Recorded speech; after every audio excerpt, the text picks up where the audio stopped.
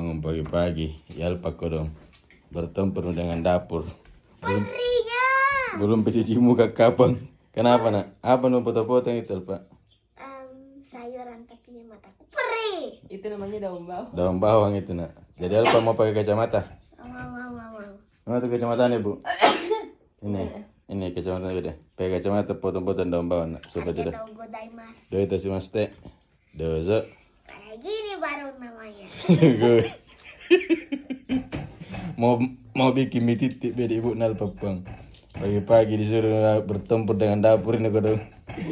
Yalpa. Pakai kacamata supaya tidak perih matanya. Apa daun bawang itu Bu? Daun bawang, perih mentang itu daun bawang ya biar saya tidak mau ya.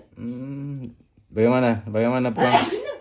Bagaimana Puang Alfat? Tidak perih lagi matanya? Tidak perih. Wancang. Wancang.